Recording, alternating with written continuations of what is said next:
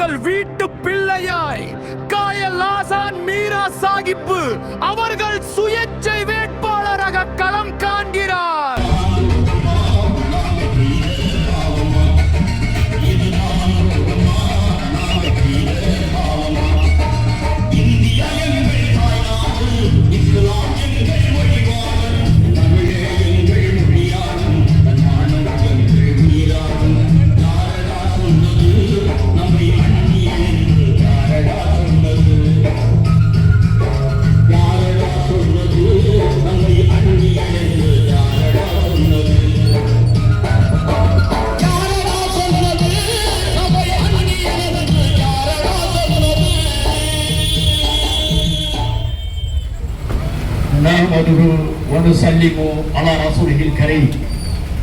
அளவற்ற அருளாளனும் நிகரற்ற அன்புடையனுமாகிய எல்லாம் வல்ல இறைவனை போற்றி புகழ்ந்தவனாக எனது உரையை நான் ஆரம்பம் செய்கின்றேன். எல்லா புகழும் புகழ்ச்சியும் ஏகவல்லான் இறைவன் ஒருவனுக்கே அல்ஹம்துலில்லாஹ்.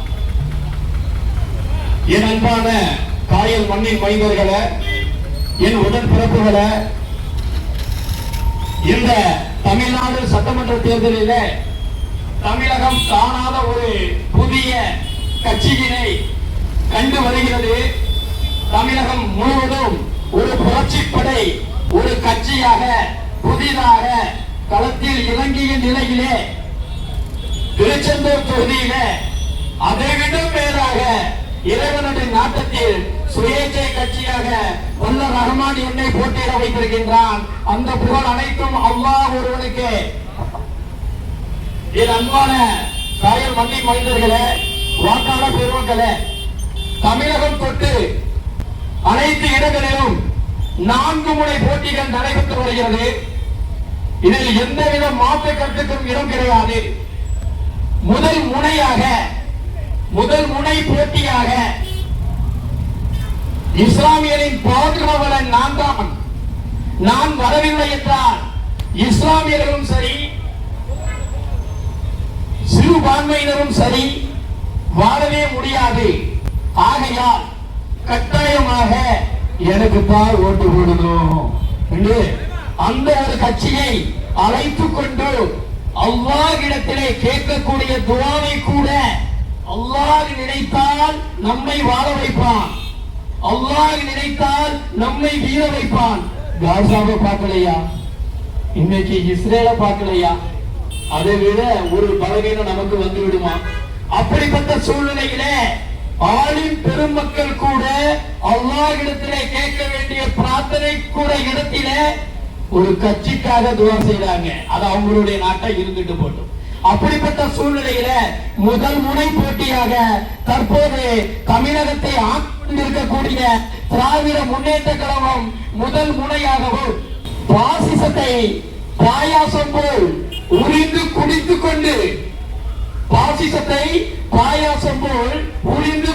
கொண்டு தமிழகத்தினுடைய இஸ்லாமியர்களும் சரி சிறுபான்மையினரும் சரி நசுக்கி விடலாம் என்று எண்ணிக்கொண்டிருக்கக்கூடிய எதிர்கட்சியாகிய அனைத்து இந்திய அண்ணா திராவிட முன்னேற்ற கழகம் 2வது முறையாகவும் ஒரு 15 வருட காலமாக தமிழ்தான் என் மூச்சு, தமிழ்தான் என் பேச்சு, தமிழ் இல்லையே இந்த நாடே இல்லை என்று அண்ணன் சீமான் அவர்கள் ஆங்காங்கே பிரச்சாரம் செய்து கொண்டிருக்கின்ற நேரத்தில் 3வது முறையாக அண்ணன் சீமானுடைய கட்சியும் சரி 4வது முறையாக தமிழகத்திலே செல்லும் இடமெல்லாம் லட்சக்கணக்கான கூட்டங்களை காட்டி கூட்டம் ஓட்டாக மாறுமா என்று அது மே 4 தெரியும்.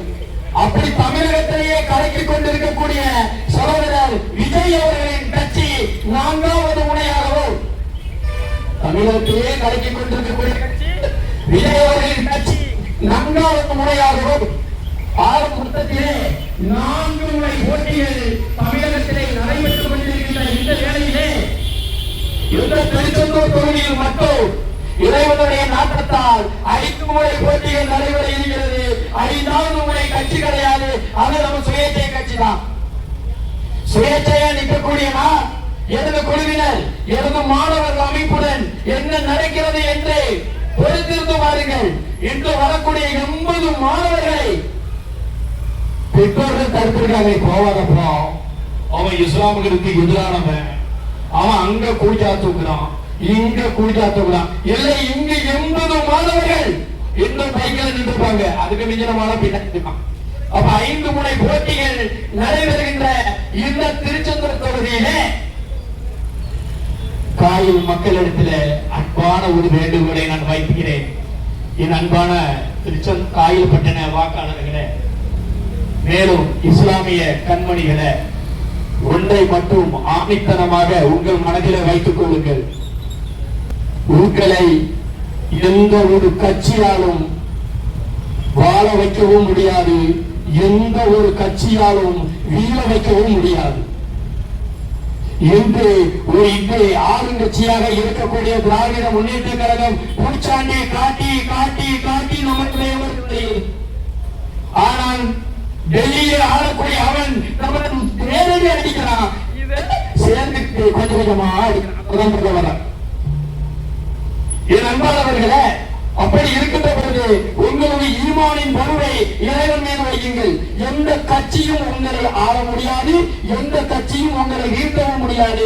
உதாரணம் காசா, இஸ்ரேல், ஈரான், அமெரிக்காவின் படும் பாடு. இங்கெல்லாம் யாரும் பாயாசம் வந்துச்சா? அப்படிப்பட்ட சூழ்நிலை எந்த கட்சியும் உங்களுக்கு உதவ முடியாது. உதாரணமாக தமிழகத்திலே எத்தனையோ இஸ்லாமிய கட்சிகள் இருக்கிறது. இஸ்லாமிய கட்சிகளாலே ஒரு இஸ்லாமியனுக்கு உதவி கிடைக்காத பொழுது இஸ்லாமியன் அல்லாத ஒரு கட்சி உனக்கு எவ்வாறு உதவ முடியும்? இந்திய யூனியன் முஸ்லிம் லீக், அன்பான இந்த கட்சி இருக்கிறது, மகத்துவமான கட்சி. தாய் சபை, மரியாதைக்குரிய மருகு கண்ணியமிக்க காகிதம் இல்லத்தவர்கள் இருந்த பொழுதோ அந்த கட்சி எப்படி இருந்தது? இப்போது ஒரு தலைவர் வச்சிருக்காங்க, அது எப்படி இருக்குன்னு சொல்றாங்க, கொஞ்ச நேரத்தில் சொல்லுவேன். அப்படிப்பட்ட சூழ்நிலையில காகிதம் இல்லத்தவர்கள் இருந்த பொழுதோ கலைஞர் அவர்கள் வீட்டை போய் தட்டுவாங்களாம், ஐயா இஸ்லாமியர்களுடைய ஆதரவு எனக்கு தேவை, நீங்க தந்தீங்கன்னா உங்களுக்கு 15 இந்த சீட்லாம் வந்த மாதிரி சொல்றாங்க. அப்படி கெஞ்சி இஸ்லாமியருடைய ஆதரவுகளை கேட்டதுதான் அந்த இஸ்லாமிய கட்சி. ஆனால் இப்போது இருக்கக்கூடிய IUML தலைவருடைய நிலைமை என்ன? நீ கட்சியை அடமான வைப்பா, நீ இஸ்லாத்தை அடமான வைக்காத, கட்சியை அடமான வை, தேவையில்லை எனக்கு கட்சி என்று சொல்லிட்டு கொண்டு போவாது. என்ன சொன்னாரு? அல்லாஹ் கடமைகளை நமக்கு வைத்திருக்கின்றார். எப்படி?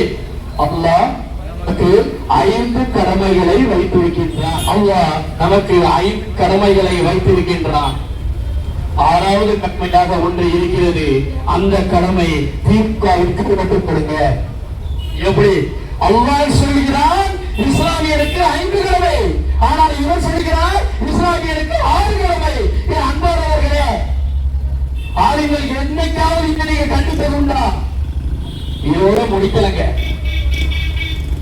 இன்னொரு இடத்துல பேசுறாரு, ஒரு ஸ்டேஜ்ல நிக்கிறாரு, அதை நான் லைவ் ப்ரோக்ராமை நான் பார்க்கிறேன். மரியாதைக்குரிய தமிழக முதல்வர் மு.க. ஸ்டாலின் அவர்கள் இருக்கிறாங்க. எனக்கு ஸ்டாலின் சார் எதிரி கிடையாது, அவரை புகழ வேண்டிய கட்டாயம் கிடையாது, அவரை இட வேண்டிய அவசியம் கிடையாது. நான் என் வாழ்க்கையை நான் நடத்துகின்றேன், என்னை இறைவன் நடத்துகின்றான். சரி, ஸ்டேஜ் ஸ்டாலின் சார் உட்கார்ந்துட்டு இருக்காங்க, ஒரு மீட்டிங் நடக்குது. அதே இந்திய யூனியன் முஸ்லிம் லீக்குடைய தலைவர் பேசுறார், கேளுங்க. அல்லாஹ் முதலாவதாக பெரும்பான்மையான இஸ்லாமியர்கள் அல்லாஹ்வை நேசிப்பார்கள். இரண்டாவதாக கண்மணி நாயகம் ஸல்லல்லாஹு அலைஹி வஸல்லம் அவர்களை நேசிப்பார்கள். இந்த கண்மணி நாயகம் வேற, கண்மணி நாயகம் ஸல்லல்லாஹு அலைஹி வஸல்லம் அவர்கள் இருந்தால் நீங்கள் சொன்ன சொல்லிருக்கு என்ன நடந்திருக்கும் என்று தெரியுமா? அல்லாஹ் மிகப்பெரியவனாக இருக்கின்றான். சரி, இரண்டாவதாக கண்மணி நாயகம் ஸல்லல்லாஹு அலைஹி வஸல்லம் அவர்களை நேசிப்பார்கள். மூன்றாவதாக பெரும்பான்மையர் எந்த இஸ்லாமியரும் யாரையுமே நேசிப்பதில்லை. அந்த வார்த்தையும் பதிவு செய்கிறார். மு.க. ஸ்டாலின் அவர்களை நேசிக்கிறார் ஸ்டேஜ்ல சொல்றாங்க. இது என்னங்க அர்த்தம்? மக்கள்கள் சிந்தித்தீர்களா? எந்த ஆலிமாவது கண்டித்தீர்களா? நீங்க தான் பள்ளிவாசல் அல்லாஹ்வை மறந்துட்டு யாருக்கோ போட்டுக்கிறீங்க. இஸ்லாம் என்னங்க சொல்லுது?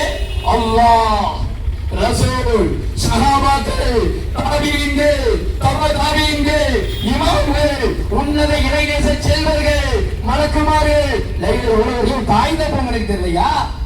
ஒரு உஸ்தாதுமார்கள் கணக்கு தெரியலையா?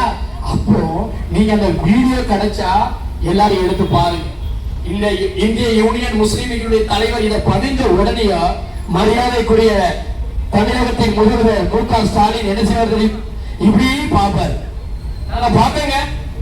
அவர் மைக் செல்ல முடியும் தெரியுமா? வடிவேல் ஒரு கட்டத்தில் சொல்லுவான், வருங்கால ஜனாதிபதி முடியல் என்று சொல்லுவான். எப்படி? வடிவேல் ஒரு படத்துல வருங்கால ஜனாதிபதி முடியல் என்று சொல்லுவான். அப்படி சொல்ல கொடியால ஆசுக்கு மேல கூடாதா என்கிற நினைப்புத்தான் மரியாதைக்குரிய முதல்வர் மு.க. ஸ்டாலின் கொண்டிருக்கும். உண்மையா இல்லையா? அப்படிப்பட்ட சூழ்நிலையில இஸ்லாமியர்களே உங்களுக்கு உதவி செய்யாத பொழுது எப்படிங்க திமுக உங்களுக்கு உதவி செய்யும்? சரி, வர்ற அடுத்த கட்டமாக நீங்க பாருங்க. 2026 சட்டமன்ற தேர்தலில முக்குக்கு பிரச்சாரம். இது டெல்லிக்கு தமிழகத்துக்குள் நடக்கிற போட்டி. நடக்கணும்ப்பா, எல்லாத்தையும் சொல்லதான் போறேன். சரி, தேமுதிக மரியாதைக்குரிய விஜயகாந்த் அவர்களுடைய கட்சி, தேமுதிக மரியாதைக்குரிய விஜயகாந்த் அவர்களுடைய கட்சி. அவர் உயிருடன் இருந்தா கண்டிப்பா கூட்டணிக்கு வந்திருக்க மாட்டார். எல்லாத்துக்கும் தெரியும், அவன் தொண்டனுக்கே தெரியும். சரி, அது ஒரு பக்கம் இருக்கட்டும். அதோட வாக்கு சதவீதம் என்னன்னு தெரியுமா? 0.4. தேமுதிக வாக்கு சதவீதம் 0.4. 5 வச்சிருக்கேன். மொத்தத்துல 1/2% தான். அவர்களுக்கு திராவிட முன்னேற்ற கழகம் கொடுக்கப்பட்ட சீட்டு 10. சரி, காங்கிரஸ் தமிழகத்தில் இருக்கான்னு தெரியல. விட்டுதான் விஜய் கிட்ட ஓடி இருப்பான். விட்டுதான் வையி 40 சீட்டை வாங்கிட்டு விஜய் கிட்ட பெருமாள். அந்த மிரட்டல் கூட இஸ்லாமிய கட்சிகளுக்கு இல்லையேங்க. என்ன உணர்வுங்க உங்களுக்கு? குடிச்சு பார்த்தா விஜய்க்கு போயிட்டா விஜய்க்கு பாயாசத்துக்கு சம்பந்தம் இல்லாம போயிருமோனா நினைச்சிருக்கான்னு நினைக்கிறேன். எனக்கு விஜயும் கிடையாது, ஒரு இறைவன். அப்ப புடிச்சு பார்த்து வெறும் 3% ஓட்டு தாங்க இருக்குது காங்கிரசுக்கு தமிழகத்தில். அவருக்கு கொடுக்கப்பட்ட சீட்டு 28+1. அது நமக்கு தேவை. 28 சீட்டுகளை கொடுத்திருக்கிறது. இதை காரணம் காட்டி மரியாதைக்குரிய திருமாவளவன் அவர்கள் இப்ப கொஞ்ச நேரத்தில் சிடிசி தான் பேசுறாங்கன்னு நினைக்கிறேன். அப்படிதான் நினைக்க சிடிசியா பேசுறாங்க. அவங்களும் கடைசி வரைக்கும் புரிஞ்சு போல இருந்தாங்க. மிரட்டினாரு 8 சீட்டு நினைக்கிறேன். இப்படி எல்லாம் கொடுத்து அழகு பார்க்கிற திராவிட கட்சியே என் மக்கள் 15% போட்டுருக்கியா? 15% போட்டிருக்கக்கூடிய என் மக்களுக்கு நீ 2-1 பிச்சை போடுறியா? இறைவன் மிகப்பெரியவனாக இருக்கின்றார். என் மக்கள்கள் இறங்கவில்லை. ஒருத்தர் இருந்தார் மாவீரன், அவன் தான் தலைவர். இறந்து போயிட்டான், சகிதாக்கப்பட்டார். அவருடைய இருக்கக்கூடிய காலத்தை இறைவன் எனக்கு தரவில்லை. நேரில் பார்க்கக்கூடிய சக்தியை இறைவன் எனக்கு தரவில்லை. சகிதாக்கப்பட்டார். நான் இன்னும் மனிதர்களின் தலைவனாக நினைக்கக்கூடிய மருகை பழனிபாபா அவர்கள் ஒரு தலைவனை பார்க்க முடியுமா? 2 சீட்டு தந்துட்டா கேவலம். ரொம்ப பேசுறீங்க, கை பேய்க்குது. அப்படிப்பட்ட சூழ்நிலையிலே அனைத்து இஸ்லாமிய கட்சிகளும் ஒன்று சேர்ந்து, எப்பா நான் உனக்கு நான் ஓட்டு போட்டேன், 15% ஓட்டு இஸ்லாமியர்கள்ட்ட இருக்கு. அப்படி இருக்கின்ற போது எனக்கு ஒரு 25 சீட் அப்படி தரல, நான் ஓடிடுவேன். நீ மிரட்டி பார்த்திருந்தா உனக்கு தந்திருப்பா 25 சீட்டை. ஒருத்தவை சொல்றான், எனக்கு சீட்டே தராட்டாலும் பரவாயில்லை, நான் உனக்கு தான் ஆதரவு பண்ணுவேன், ஏன்னா சீட்டு வாங்க மாட்டா, உனக்கு நோட்டு வந்துடும். ஒரு சீட்டுக்கும் 2 சீட்டுக்கும் என்ன நடக்கிறது தமிழகத்தில்? உண்மையான இஸ்லாமிய தலைவரை நீங்கள் பார்க்கவில்லை. இருக்கிறார்கள் இறைவன் மிகப்பெரியவனாக இருக்கின்றான். அப்படிப்பட்ட சூழ்நிலையில சீட்டோடு பக்கம் இருக்கட்டும். சரி, சீட்டோட முடிஞ்சதா? இஸ்லாமியர்களை தீவிரவாதின்னு சொன்னான். இன்னைக்கு சில படத்துல பார்த்து இஸ்லாமியர்களை தீவிரவாதிகள் படம் எடுத்தாலே படம் ஓடும். இஸ்லாமியர்களை தீவிரவாதிகளாக சித்தரித்து விட்டால் அவன் இஸ்லாமியருக்கு எதுவும் சொல்ல முடியாது. ஏதோ வைத்து சொல்லிக்கிட்டேன். விஜயகாந்த் அவர்கள் அப்படி எடுத்த படத்துல முக்காவாசி படம் அவர்தான். ஜாதி மதம் வேலை இல்லாம உழைச்சாரு. அதனால இஸ்லாமியருக்கு எதிராக ஒரு படம் எடுத்துட்டான். அதனால அவன் இஸ்லாமியருக்கு எதிராக சொல்ல முடியாது. உதாரணம் விஜயகாந்த் சார் தான். தன்னலம் இல்லாமல் சுயநலம் இல்லாமல் மக்களுக்காக உழைத்த ஒரே தலைவர். எம்ஜிஆருக்கு அடுத்தது. ரைட். அப்படிப்பட்ட இஸ்லாமியர்களை 1929 மார்ச் 23 சட்டமன்றத்திலே இருக்கக்கூடிய அமைச்சர், சட்டத்துறை அமைச்சர் ஆரடி அருணா 1929 மார்ச் 23 சட்டசபை கூடுகிறது. ஆரடி அருணா சொல்லுகிறார், இஸ்லாமிய தீவிரவாதிகள் என்ற வார்த்தையை பதிவு செய்த முதல் கட்சி திராவிட முன்னேற்ற கழகம். மறுக்கமா இல்லை என்று சொல்றீங்க? அந்த சட்டமன்ற அறிக்கை விடுவாங்க. என்ன அறிக்கை விடுவாங்க? அந்த அறிக்கை பார்த்தா தெரியும். 5 இடங்களில் இஸ்லாமியர்களை தீவிரவாதி இஸ்லாமிய தீவிரவாதி என்று சொல்லியிருக்கிறார். இது திராவிட முன்னேற்ற கழகம். இருக்கட்டும், அந்த அறிக்கையை எடுத்து பாருங்க. அந்த அறிக்கையில இப்போ தமிழ்நாடு முஸ்லிம் முன்னேற்ற கழகம் இருக்குதா? அந்த பதிவுல தமிழ்நாடு முஸ்லிம் முன்னேற்ற கழகமும் ஒரு தீவிரவாத அமைப்பு தான் என்று பதிவு செய்யப்பட்டிருக்கிறது. சகோதரர்களே, இன்னைக்கு கூட்டம் வச்சுக்கிட்டு பதிவு போய் எடுத்து பாருங்க. சரி, போகட்டும். நீங்களா சிறப்பா நீங்க அவங்களுக்கு தான் என்ன செய்வீங்க? ஓட்டு போடுவீங்க. 1993 அதான் நினைக்கிறேன், கோவையில ஒரு பிரச்சனை. 19 இஸ்லாமியர்களை சுட்டு கொண்டாடியா? யாரையா சுட்டு கொண்டது? யார்? மத்த எந்த கட்சாவது இஸ்லாமியர்கள் சுட்டு கொண்டார்களா? நீங்க தான் துணை இஸ்லாமியர்கள் பாதுகாவல். நீங்க முடிவெடுங்க. நீங்கெல்லாம் ஞானிகள். உண்மையை சொல்ற நாங்க பாவிகள். துனியா வேஸ்ட் வர வேண்டாம். இஸ்லாமியனுக்காக போராடி என் வேலையே துறந்தவன் தெரியுமா?